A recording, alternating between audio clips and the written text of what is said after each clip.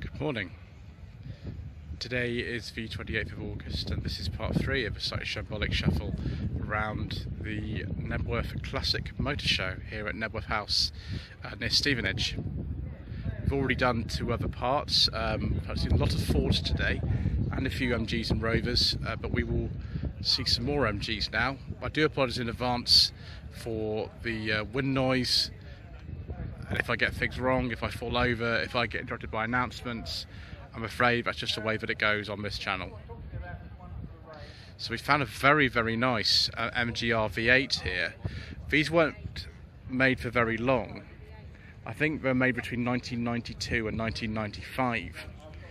This one has a beige leather interior with wood, and of course I do like a nice beige leather interior, viewers. That's one of my favourite things in life. Got a very late TF here, 2009 to 10 registration, the LE 500.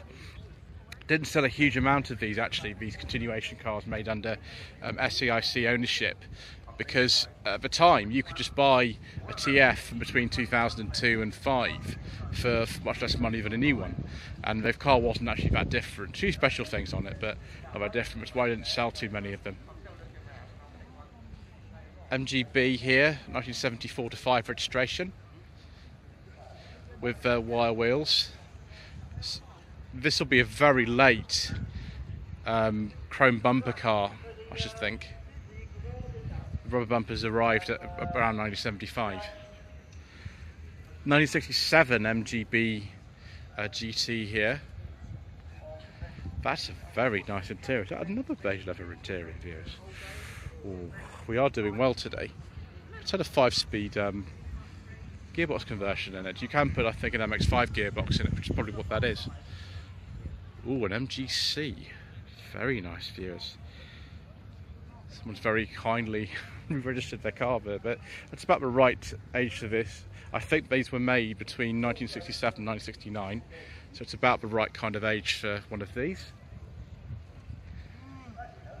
Now this would have been an original rubber bumper car.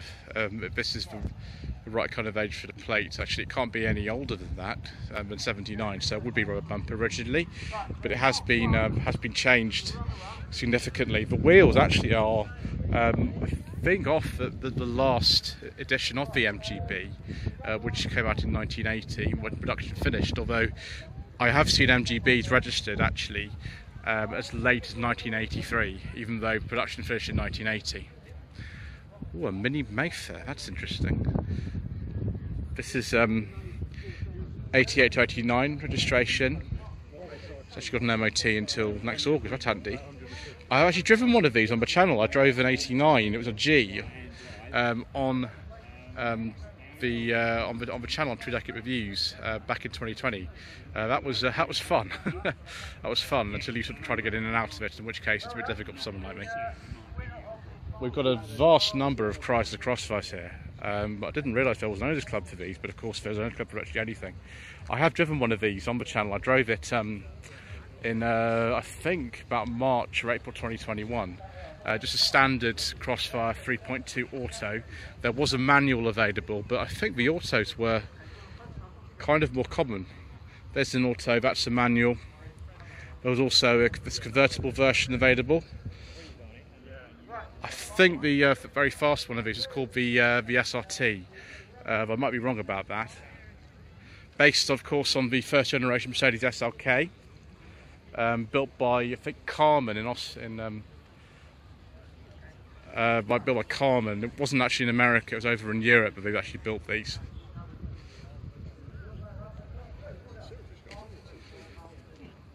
Lots of these have the personal plates on them, so I don't actually know what year they are. Even that's a personal plate, I think. But made them, I think, from 2003 until, I think, 2008. From memory. Yeah, it looks like most of them actually are the autos, as I suspected. And someone's actually put Carmen on there because they know what I do, which is how they're built. Quite a few of them have K plates, which is actually where they were registered for the Chrysler press cars. That one is a manual. I think it was a 6-speed manual in these. There we go, this is an SRT. These have a bit more power than the standard ones. Yeah, SRT 6, there we go, that was the name of the more powerful ones. 2045, this would be quite a late one, and then 2007 plate. It's another SRT 6. Ooh, manual.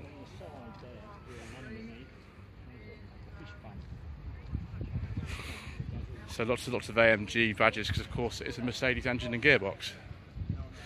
Right, let's have a look at stuff behind here. So next to this Ferrari F430, complete with cream leather interior and the gated 6-speed manual, is a Marcos, a Mantara. If anyone could tell me if those are unique rear lights or not to this car, please let me know. Ooh, very nice. Sort of biscuit leather interior with wood. Very, very, very nice indeed. Sort of classic Marcos design, which actually, you know, had continued for many, many years. That's either 97 or 98. It's a 97. This one's actually on a Q plate, so it probably maybe would have been built by an owner, because these were kit cars, of course. Sadly, a name that we've sort of lost a long time ago, the Mantula. Excellent. Hiding under this tree is this 1959 Cadillac. Can't remember the name of the exact model, but I know it's a 59. Because only the 59s have these outrageous sort of rear fends on them. That is enormous. I believe this is a 1971 Cadillac Eldorado. I don't think I've ever seen one before. Might be wrong about this, but I think this generation of Eldorado was front wheel drive. I could be totally wrong about that. I remember reading that somewhere, but I don't know much about these, to be honest. Always for sale. As Mr. Bill from the Fuel Power channel would say, this could be yours. Wow, viewers, look at this. 1967 Daimler V8 250 with a beige leather interior and wood. Very, very nice indeed. So this is the Mark II 1600E Owners Club stand. So celebrating the posher models of the Mark II Ford Cortina. 1970 Mark II Cortina here with a 1.6 engine.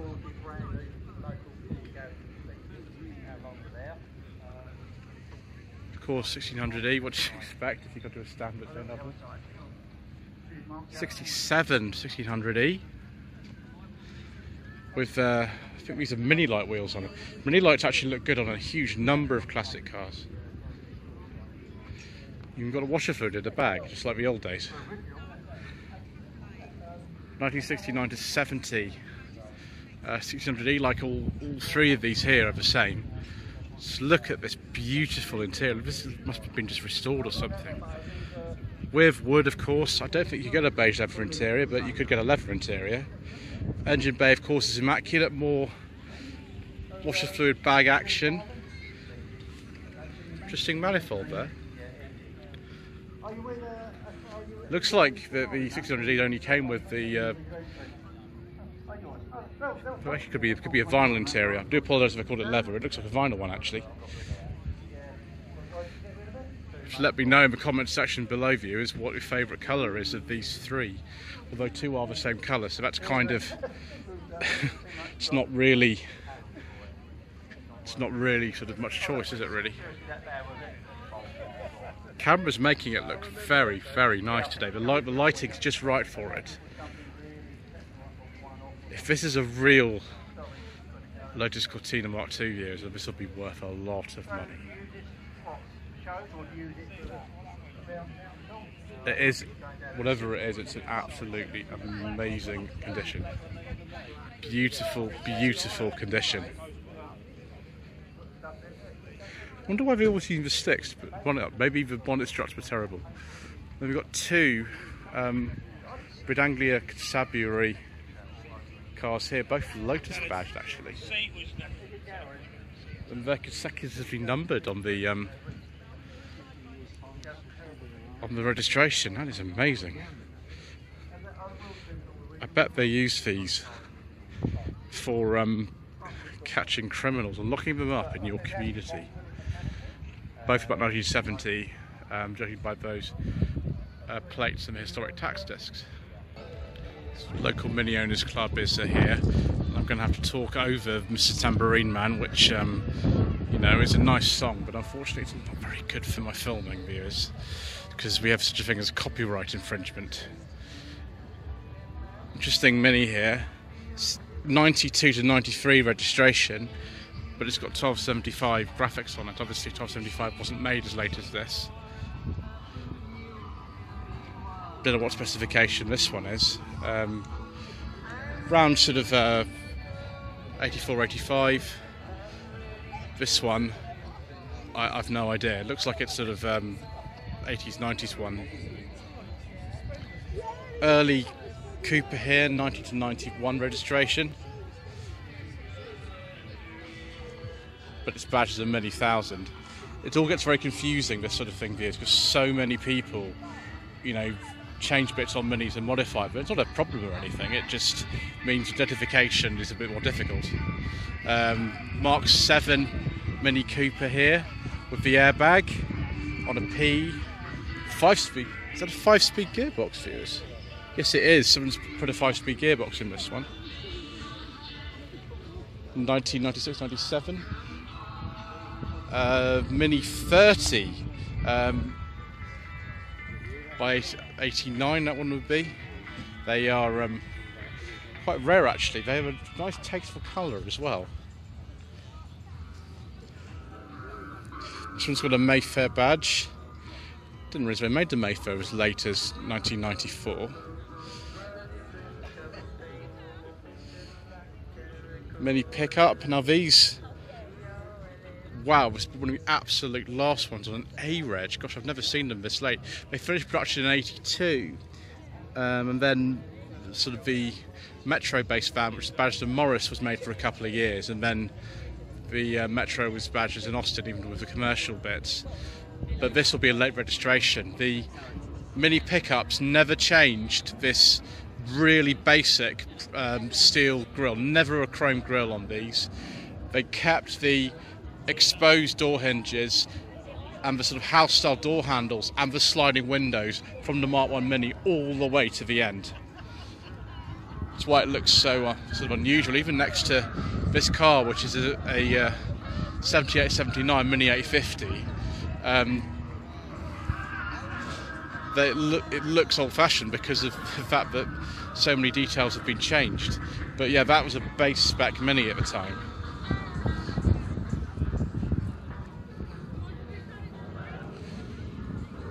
This one has been altered a little bit to look older than it is. It's a 94-95 plate, but it looks a little bit like one from the 60s. Here is one from the 60s actually. This is 67. I think it's probably a Cooper. Yes, it is. It's actually Cooper S. Contrast that with this modern Cooper here. It's a 98, 99 registration. Similar sort of thing, but you know, lots of little changes. Mini City here, 82, 83. I don't know if those seats are out of a different one. Maybe they're original. I wouldn't know that sort of thing myself. And we've got a huge row of them here. Austin Cooper, very good. 67, 68 on an F. There we go. Hertfordshire, Bedfordshire and Buckinghamshire. So yes, for local one, this is 1275. Another one of these mini vans or pickups. Again, as I said earlier, house style door handles, sliding windows, exposed hinges and pressed steel grille. Another one of his Austin Cooper S's, 67-68 registration. 1990 to 1991 Cooper with the rally style extra lighting on it. Mini Mark 6. 93-94, again with the Mayfair badge. Can't believe it's another Mini 30. I don't think I've seen two of them together, unless I was at British Car Journey. So we've got some sort of modern Mustangs and Camaros here and things. They're not really my thing, to be honest, viewers. I was more looking for sort of the older stuff, so we're just going to kind of just walk past them, I think, because we've got a lot more to see, and we haven't got forever to complete this in, so we will keep going. Extraordinary views. We found one of the really early Standard 8s without the opening boot. When this came out in 1953, Standard Triumph thought that, you know, you had to sort of, you know, suffer with a base model without an opening boot, so you had to fold the seats back in order to put the luggage in and out. Obviously made you want to buy the higher models like the 10 and things like that. That is absolutely, utterly insane. Only 800 cc's. Standard Super 10 with opening boot lid. What a novelty. You can actually have a boot that you can open and close to put your luggage in. This is a 56. There you go, so you can actually open the boot and put your stuff in if you want, which is always an advantage.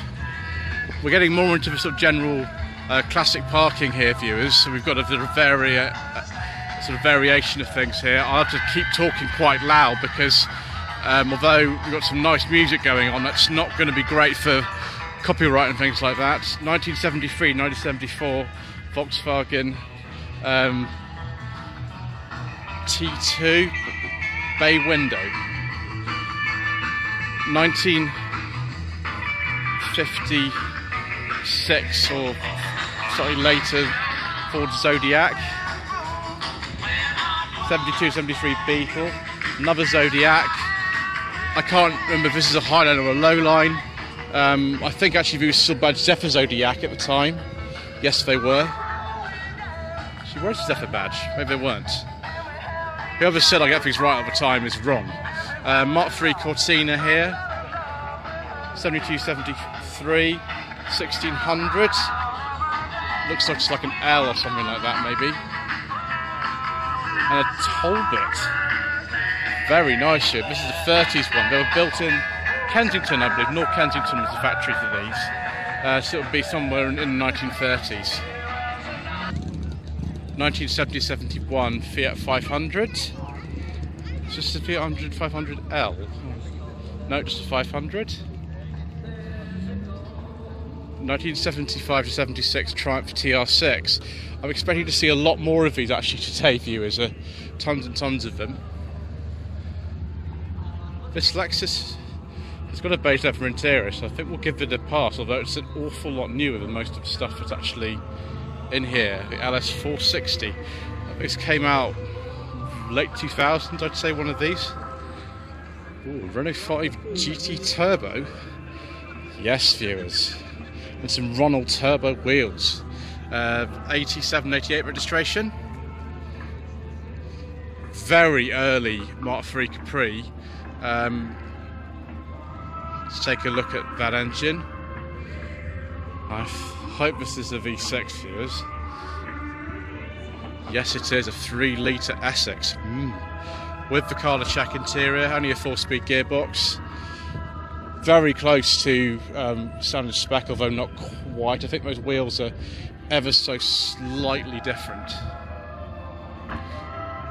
1995 Mercedes-Benz SL320. Ooh, complete with beige leather interior and wood.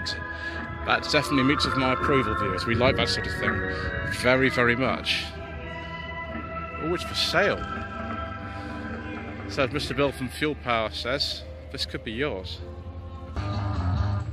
Something very, very special here, viewers. This is a Lee Francis Lynx. This was made, I think, 1960, well after the company had gone under. I think the firm's PR man actually styled this. And yes, this is the original colour of the car. I think, yeah, there are only 2 of these made. Look at this. That is absolutely extraordinary. I didn't realise that the original one of these, I've only ever seen photographs of this in a book, were actually, you know, worthy to be taken to shows. That is absolutely, utterly amazing. Totally unique. Wow. That should really be in the Coventry Museum of Transport or something. Talking of Coventry, made in Coventry, area called Canley. This Triumph Herald 1200 estate. Hello to Lord JSC on Instagram. I'm going to have to keep shouting because the Kicks is competing with what I'm saying in the background, and many of you probably prefer to hear the Kicks rather than me, but I'm going to keep going anyway. 1966 Triumph Herald 1250 Saloon with the sunroof and some interesting measures taken to protect the fabric, which is side around the corners on that. Ooh, a Lotus Esprit. Is this a V8 one, viewers?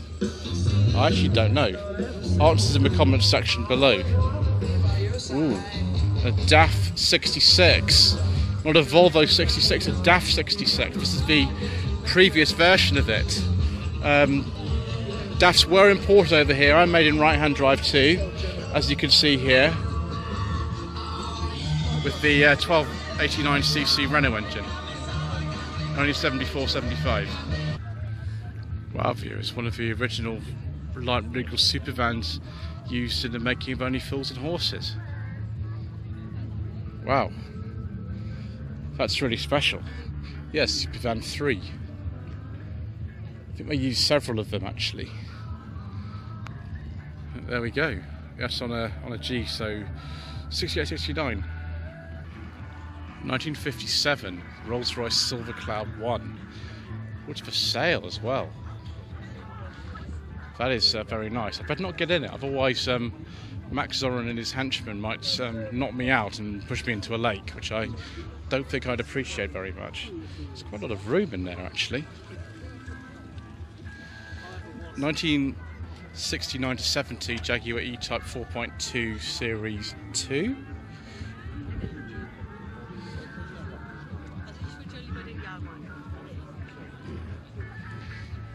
1967 to 1968 Jaguar Mark II 3.4 litre.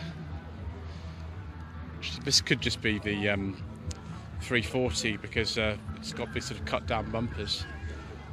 Yes, it is. It was changed from the Mark II to the 340 about this sort of time. Left-hand drive Fiat 124 Spider. I think this is one of the last ones badged by Fiat. The later ones were just Pininfarina. Badged for Spider 2000. This is an American import, I would say. 81, 82 registration. Lotus, I think this is called a 340R from memory. I forget. Sort of Elise based kind of. I didn't realise they made sort of road going versions of this, but that's interesting. R33 Nissan Skyline. Hello to Ness_R33_GTR on Instagram.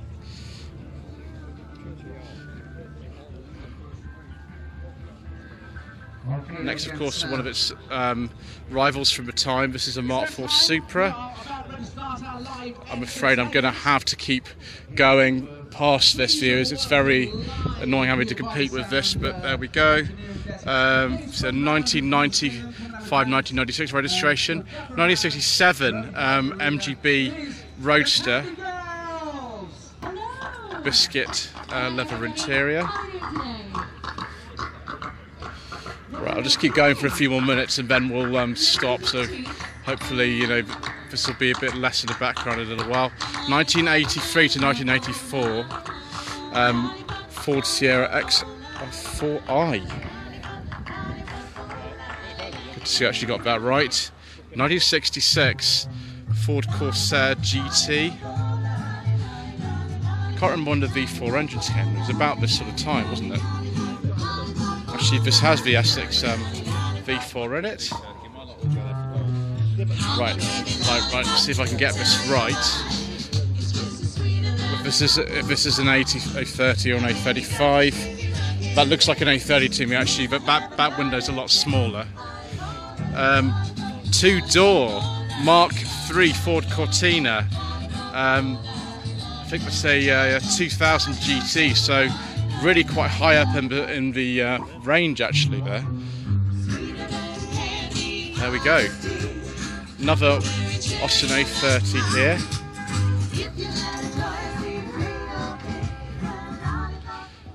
That's for sale as well. As Mr. Bill from the Fuel Power channel says, this could be yours. Again, you have a smaller rear window. 2005 Shelby Mustang. 2001 Vauxhall VX 220 at a time when Vauxhall were collaborating with Lotus, and it's got a beige leather interior as well, viewers. That's very good. Ooh. A sport hatch. Fantastic. Late registration for one of these. I thought these were made far earlier than this, but there we go. 77 to 78 registration. Wow. HB Vauxhall Viva GT, 68-69 registration. Local plate to Luton, so might well have been registered by Vauxhall themselves. 1973 Triumph GT6 Mark III, one of the very last ones actually, because they finished production in 73. 1979 to 1980 Ford Escort Mark II.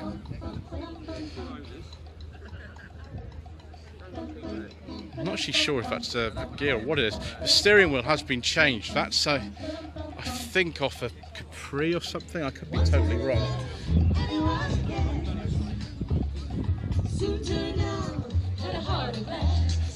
(1967 to 68 Ford Cortina Mark II with a Westlake engine conversion.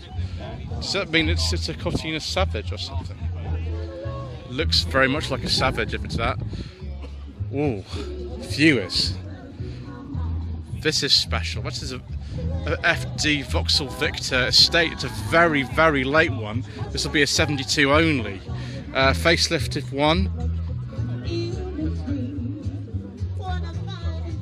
Slot 4 engine. I think we'll see a few more of those actually, because I know of an area in the display where there's a couple other of those. Another modified Mini. What year is this? So the plate is on a C, so 85, 86, but who knows really. 1981 to 82 Mini pickup, but we've covered reasons for why this looks a lot older than it is before. Won't cover that again. Hello to Miniman86 on Instagram. Second generation Audi A3, if it's an S3. I think so. Ooh. Is this a Mark III Zodiac, viewers? Yes, it is. So between 62 and 65, I think they finished production of those. Some kind of old Ford pickup. And so that says Lincoln Capri. Yes, it is, 1953 Lincoln Capri Coupe. Right, viewers, I think that is enough for part 3 of the Slightly Shambolic Shuffle around the Knebworth Classic Motor Show 2022. Please don't forget to subscribe to the channel, like this video, leave a comment below. We've got an awful lot more to cover before the end of the day, I can assure you. Thank you. Lloyd Vehicle Consulting stickers, t-shirts and mugs are available by clicking the link to the Google form in the video description below.